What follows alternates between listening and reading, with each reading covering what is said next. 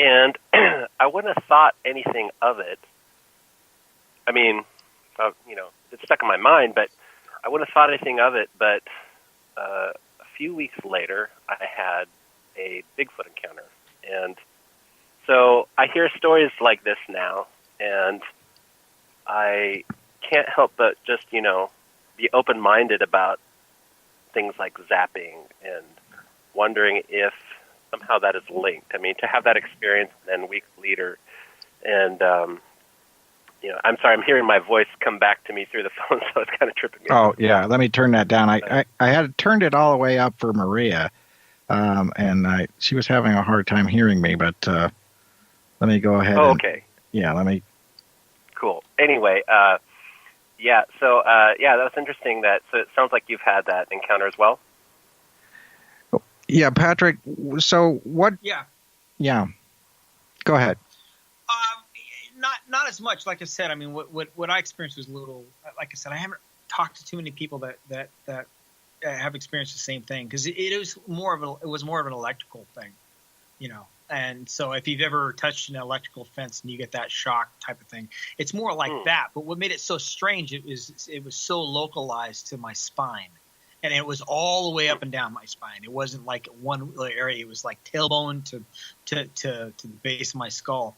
And it was just an instantaneous. Like I said, had it been sustained, even for like a minute, it would have been excruciating. But it was just so fast that it was just a unique experience. And it's really hard to describe. Like I said, Scott was the only person. Yeah, I could feel whatever this was vibrating in my feet, and it was audible. Right. You could hear buzz, and it was so audible. I was like, and I asked the guys just right in the water next to me, "Can you feel this? Can you hear this?" And they're like, right. "I don't feel anything," But that's a huge study. Back then, when that happened, I hadn't had any, encounters like this prior, but since, I have to say I've had several. So I'm much more open-minded to, what you're sharing, and I appreciate you actually sharing, even though that may sound a little fringy, I actually appreciate you, going on the air and talking about that. And, it's great when everybody shares, their little piece, So anyway, thanks for touching on that. And I hope to see you again at one of these Bigfoot outings or conferences or whatever. Yeah, no, absolutely. I love those conferences. To me, they're like family reunions. After you go to a few of them, you've kind of seen all the speakers and stuff, but we still love going to those because, like I said, it's like a family reunion. So please, come on up and say hi and chat, and it's all low key. None of us are divas, but again, what you're saying, yeah. I mean, a lot of people will say, well, it's brave to share that kind of paranormal thing. I'm like, it's important to share that stuff because they're data points that. Like what you're talking about, it was like a vibration. Well, there's a lot of people right now that are out there that are exploring frequencies and vibrations and that type of stuff. So that could be a useful little data point for a number of researchers I know. But if you're too afraid to share it because people want to ridicule you, whatever. That's just a horrible state to be in. It was real frustrating sometimes that we get this kind of infighting within the community that people don't feel, that they can safely, even within the community itself, share their experiences, because somebody's going to ridicule them or give them a hard time. I personally have the opinion that the bad apples, the hoaxers, those type of people, they expose themselves, and the community doesn't need to go after people just because they're sharing an experience that maybe they can't explain yet. We should be fostering an environment of wanting to share information, not trying to scare people into, well, I just don't want to deal with it. Yeah, and let me just pick in here before I let Matt keep on asking any questions before I let him go. One of the things that I think is interesting, though, Patrick, is that for a long time there were some people who came up with the idea that maybe Bigfoot used infrasound or some kind of a a way to as a way to make people react to their position. Do you think that? Well, I mean, in your case, you didn't hear anything. In Matt's case, it sounds like he heard a vibration.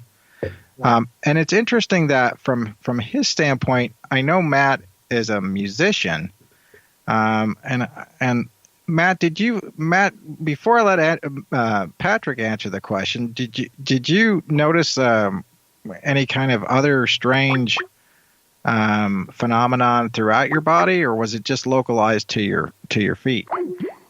It really felt like it was coming from the hole. I could feel it in my feet, and I could just hear it just slightly, just sort of a vibration. And it was totally, I mean, I've, kayaked this run many, many, many times, never experienced anything like that. And at the time, I didn't really have anything in my catalog of what I would, categorize as paranormal encounters. Mm-hmm. But now that I've had some Bigfoot encounters that had some really unusual aspects to it, and you'll attest to that because you were with me. Yeah. But I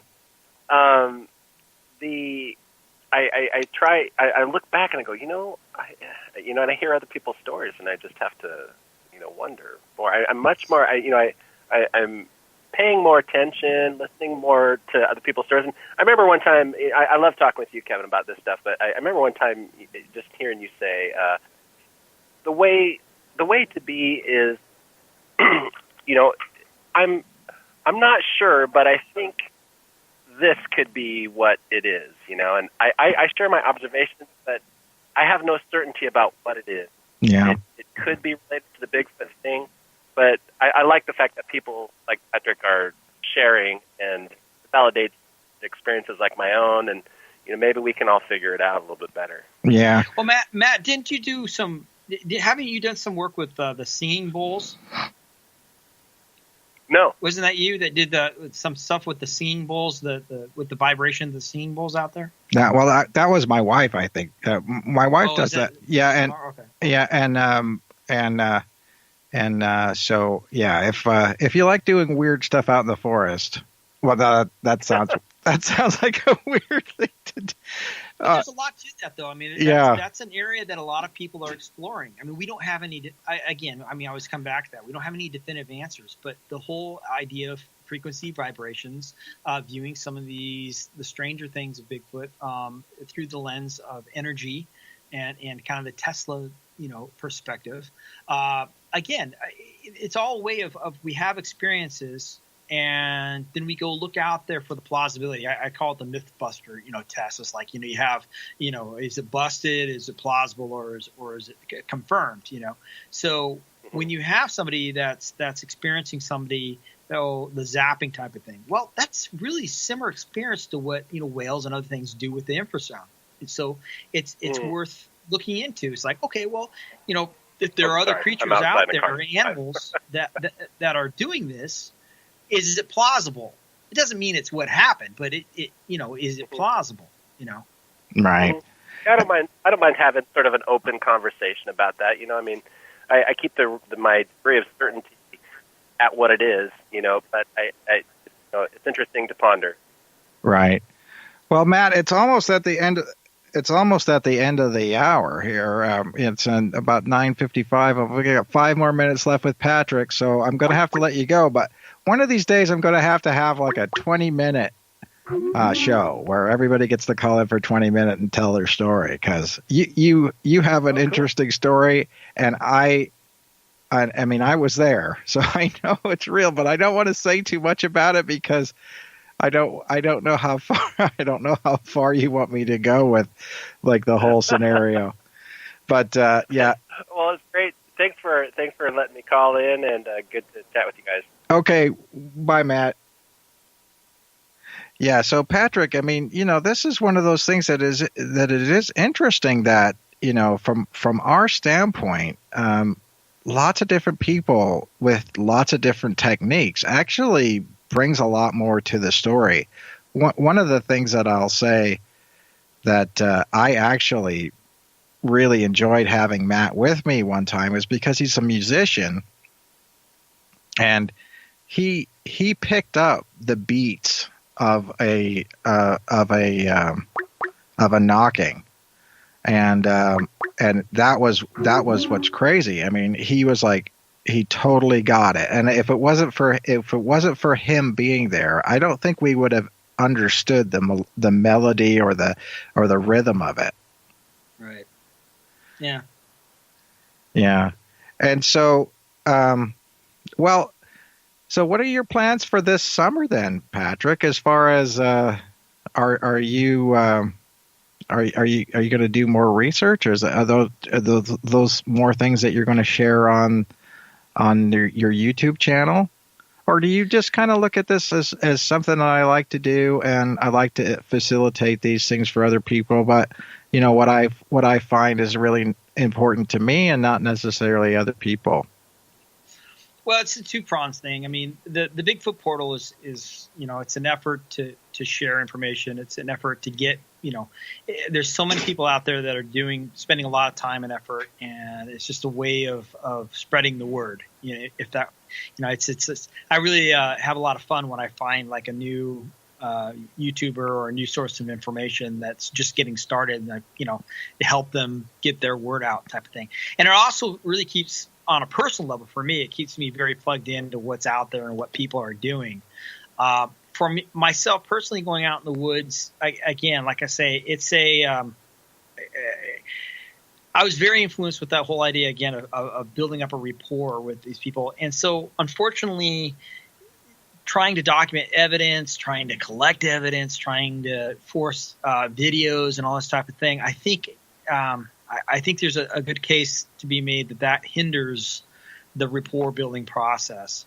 And so occasionally I'll post some stuff that I've done out there, but for the most part, there's a lot of circumstantial evidence that the cameras and that type of stuff is kind of a rapport killer, and they won't show up if you do that. So I try and keep that to a minimum when I'm out there. So again, who knows? So that's kind of on a personal level. When I go out and research, that's kind of how I've been approaching it. So I don't end up with a lot to share on to publish myself.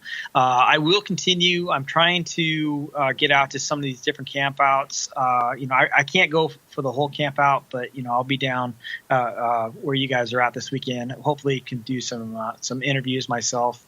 I enjoy doing those interviews of debriefing people and finding out with some of the people that I consider that are really doing real research, but aren't interested in publishing a book or trying to become a Bigfoot personality or any of that type of stuff. So I'll continue to do that whenever I have an opportunity to do that as well. Okay. Yeah. Yep. Well, I think that's a perfect place to end it, but I will ask you this, and you don't have to respond, but if you could do a video, a YouTube video on how to talk to a witness after, and some of the different techniques that you use as far as the way that you've been trained, I think that would be doing everybody a big service, to be honest with you. So that would be a very interesting thing, Patrick. So we have been talking to Patrick Eqistemon from the Bigfoot Portal, and it's very interesting. Take a look at his page on Facebook and on the web. And I would just like to thank everybody out there for being part of the show and calling in to the show. Tomorrow night, we've got a very special guest, which is Rick Riolo of the $10 million Bigfoot Bounty. And that's not just the only way, the only thing that he's got going on. He's an artist, and he does all kinds of different things. He's branching out into comedy. So it's going to be an interesting show tomorrow. But I just want to say again, Patrick, thank you so much for being part of the show. And again, I think that you've done everybody a great service by your website. Oh, thanks. Like I said, I mean, it's kind of a labor of love. We're just trying to get the word out, trying to facilitate, a broader awareness that there are actually a lot of people, putting a lot of time and effort into it. So right. And I think that it is one of those things where we really do need to learn from one another. And, it's shows like this that actually help people